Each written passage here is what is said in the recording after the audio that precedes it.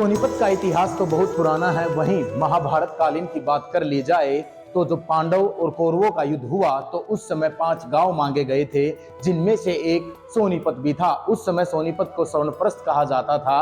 और आज हम एक ऐसे मंदिर में लेकर आए हैं जिसका इतिहास 6000 साल पुराना है और पांडवों से इस मंदिर का डायरेक्ट कनेक्शन है। जब कुरुक्षेत्र में लड़ाई हुई उससे पहले पांडव यहीं रुके थे, एक कुएं का निर्माण किया था और उसके बाद इसी मंदिर में पूजा करने के बाद वो अपनी लड़ाई की तरफ आगे बढ़े थे। हमारे साथ इसी मंदिर के पुजारी हैं, उनसे जानने का प्रयास कर लेते हैं। सर, किस तरह का इतिहास इस मंदिर का रहा है? क्योंकि सोनीपत का तो कुरुक्षेत्र के मैदान से कहीं महाभारत से जुड़ाव है ही, लेकिन इस मंदिर का सबसे ज्यादा जुड़ाव बताया गया है। महाभगवती का जो मंदिर का स्थान है, ये पांडवों की स्थापना से है।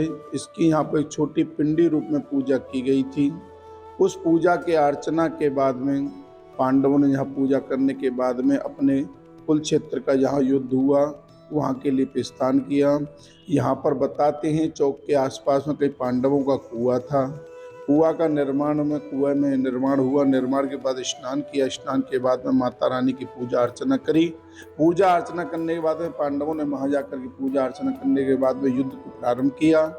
जब से महाभगवती सोनीपत के बुजुर्ग, सोनीपत के जितने भी बुजुर्ग हैं जो कि आपके, उन्होंने सभी ने यही बताया गया कि यहाँ पर माता रानी का पूजा पांडवों ने की थी। जब से माता रानी की पूजा अर्चना सोनीपत के बंदे करते आ रहे हैं, भगत लोग कर रहे हैं, जिससे कि मंदिर का जो वैभव निर्माण फिर किया सोनीपत के नगर निवासियों ने मिलकर के। इसका 8 तारीख 12वां महीना 2002 के अंदर ये जीवन उद्धार हुआ, मंदिर बनाया गया। जब मंदिर का निर्माण हुआ उस निर्माण के भगत माता रानी की दिल्ली कालका जी से अखंड ज्योत को लाया गया। जोत ला करके यहाँ पर प्रज्वलित हुई।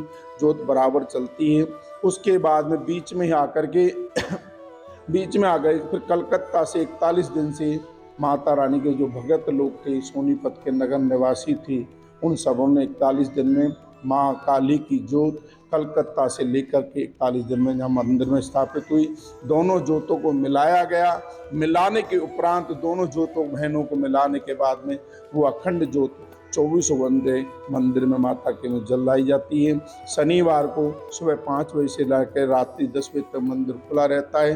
दूर दूर से लोग भक्त आते हैं। कोई अपने बच्चे के लिए मांगते, कोई बीमारी के लिए मांगते, कोई धन दौलत के लिए मांगते, कारोबार के लिए मांगते, दुश्मन इत्यादि लगाते हैं, कोई केस के लिए मांगता है। जिसकी मन्नत पूरी होती है तो हर शनिवार को माता रानी के द्वार पर भंडारा या माता रानी की कढ़ाई, माता रानी का प्रसाद वितरण करते हैं। जिसकी जैसी सरदार भावना होती है, आत्मा से जो मानेगा उसकी इच्छा को महाभगवती पूरी करती है। और हर महीने मंदिर की तरफ से एवं मंदिर के भक्तों की तरफ से शुक्ल पक्ष की चंद्रमा तिथि को अष्टम तिथि में माता रानी की हर महीने संध्या आरती में कढ़ाई की जाती है। तो अगर कोई भक्त अपनी तरफ से लगवाता है तो वो भी आके पहले ही बता देते हैं, नहीं तो मंदिर कार्यकर्णी की तरफ से लगाया जाता है। हमारे जो दादा परदादा थे, हमारे जो पिताजी थे, वो यहीं पे आते थे। उसके बाद फिर हमने आना शुरू किया। अब हमारे बाद हमारे बच्चे आ रहे हैं यहाँ पर।